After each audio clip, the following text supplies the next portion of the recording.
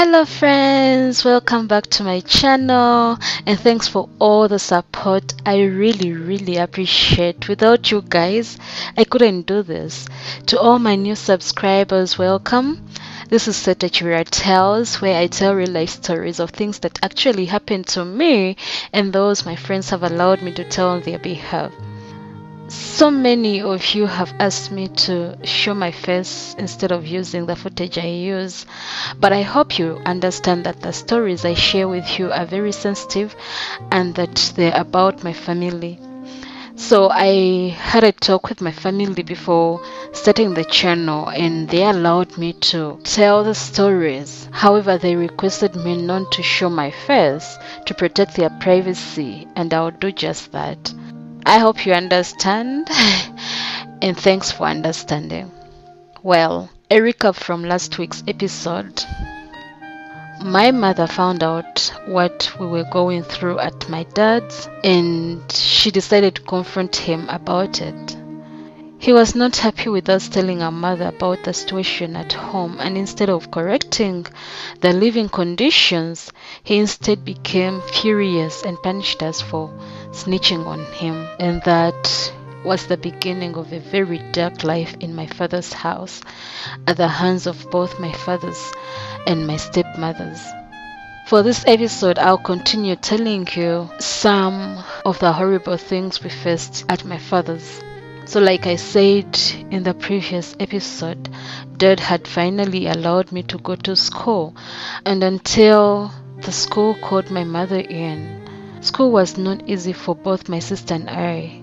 So since I joined school 2 months to the final exams for that school year calendar, we wrote the exams owing to my mother's support and broke for holidays. We then pleaded with our father to allow us to spend our December holidays at my mother's, but he allotted each one of us a piece of land to tell before he could allow us to spend the holidays away. If I'm to estimate the length and width of the land each one of us was to till, I'm pretty sure it was about 5,500 square meters each. I must say, my dad was a rich man back in the days and had about 100 acres of land. So you can tell when it was time for harvesting or tilling that land, we really sweated because for some reason Dad also did not want to spend money on helpers. I wasn't the strongest, I must say, but every time I had to till the garden in exchange for anything, I went for it. I know when I say garden, some may fail to understand what I mean because different countries use different words to mean the same thing. But for simplicity, let's say a garden is a plantation, a field, or a farm. And for those who can't relate to any of those words, let's say a garden in a country where I come from is a large piece of land where people grow different kinds of crops for consumption or commercial purposes. I hope that helps. Anyway, like I was saying, we had only 2 weeks to till the allotted pieces of land before we could go spend the holidays at our safe haven with our favorite person. So we teamed up and also asked for assistance from our cousin brothers in exchange for a piece of our food and to also fetch water on their behalf. So my dad lived close to his mother and most of my cousins lived with my grandmother, especially cousins whose parents had passed away, and every now and then we helped each other with chores that we dreaded to do. And since they were boys, their greatest need was food, and that's why we used food in this transaction. So remember, I had said that Dad divided the land in portions for us to till. We did not work the land in the portions that we were given. We decided to work it together because we also did not want anyone left behind. We all wished each other to leave that horrible place, so we would wake up early in the morning, fetch water, feed the cows, clean the cattle housing.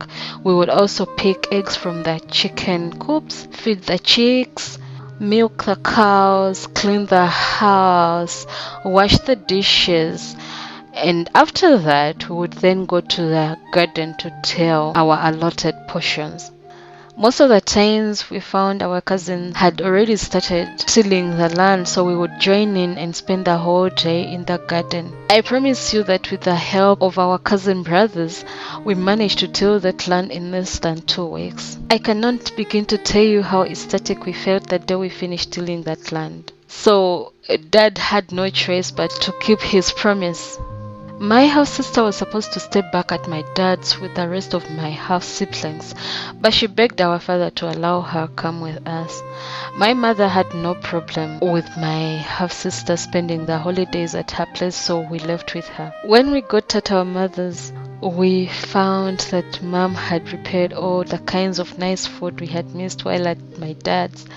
We ate, laughed, played, went places, and enjoyed the stay. We had finally got a chance to narrate to our mother the horrible things we had faced at our father's. We also told her how she got us in trouble when she confronted Dad about how we were being treated. Mom was very disturbed with the findings, and although she really wanted to confront Dad about it again, we pleaded with her not to, because it was only going to get us in more trouble, and that's the least we really wanted. So by telling our mother about my dad's and his wife's behavior, we thought Mom would not let us go back. But not so long, the holidays were over and Mom started preparing us to go back. We could tell that she also didn't want us to go back, but she had to. Mom bought us stationery, snacks, shoes, school bags, and also gave us pocket money to go with. But all that was less enticing to make us go back. We literally begged Mom and promised to be on our best behavior if she could heed to our plea, but all our efforts were in vain. Mom cried from the very first time we met, when we were narrating the story to her, and every time we pleaded with her not to let us go. However, the dreaded day came.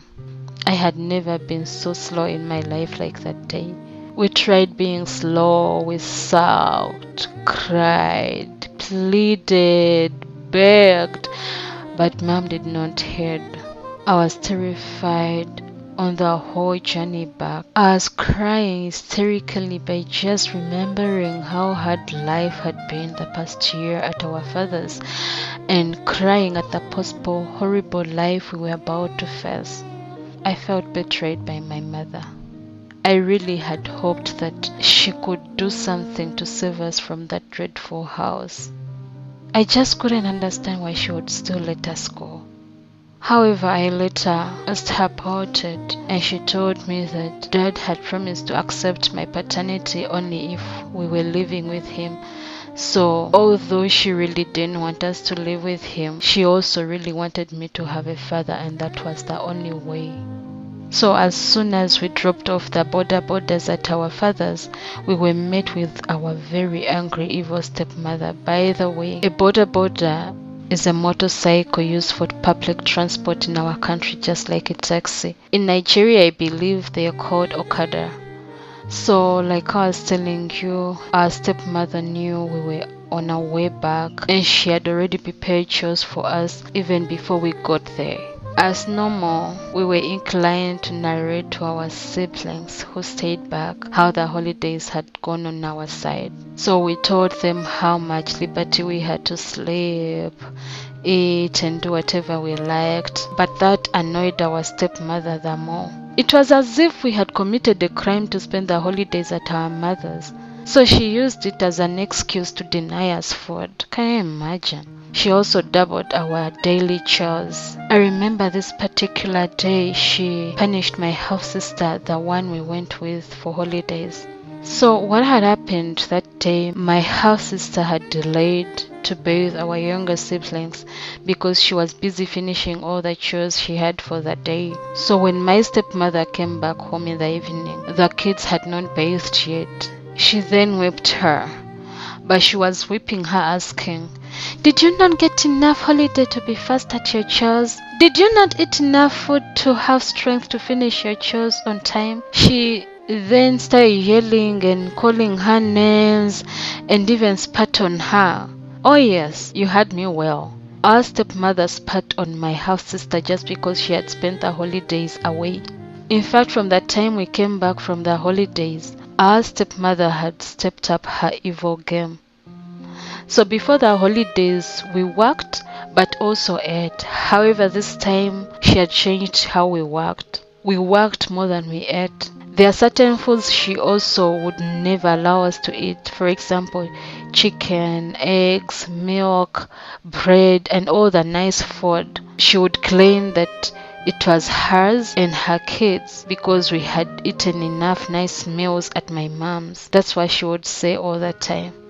She knew we could not report her to anyone and that she could get away with anything she did to us. She had dad wrapped around her finger. That's just a glimpse of what we went through.